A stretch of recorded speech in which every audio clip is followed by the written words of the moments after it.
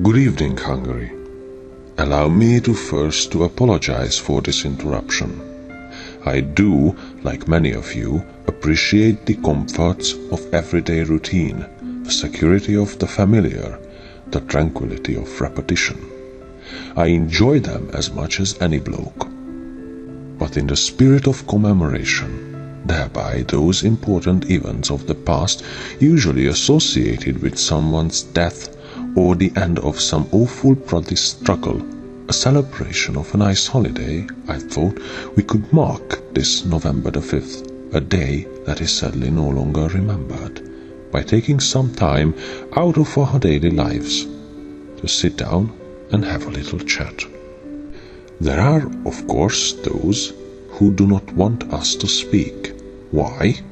Because while the truncheon may be used in lieu of conversation, words will always retain their power.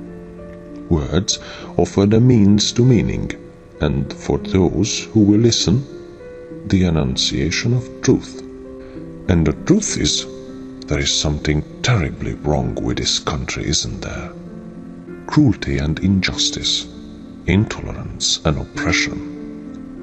And where once you had the freedom to object, to think, and speak as you saw fit, you now have censors and systems of surveillance coercing your conformity and soliciting your submission. How did this happen? Who's to blame? Well, certainly there are those more responsible than others, and they will be held accountable. But again, truth be told, if you're looking for the guilty, you need only look into a mirror. I know why you did it. I know you were afraid. Who wouldn't be? War, terror, disease.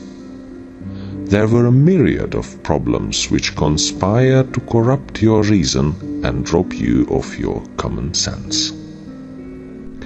Fear got the best of you, and in your panic, you turned to the now Prime Minister Viktor Orbán. He promised you order, he promised you peace, and all he demanded in return was your silent, obedient consent.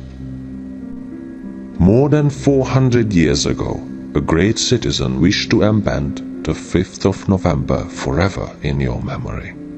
His hope was to remind the world that fairness, justice and freedom are more than words, they are perspectives.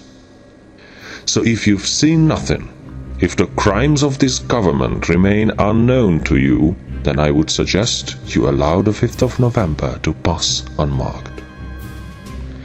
But if you see what I see, if you feel as I feel, and if you would seek as I seek, then I ask you to stand beside me 1 year from now, outside the gates of Parliament, and together we shall give them a 5th of November that shall never, ever be forgot.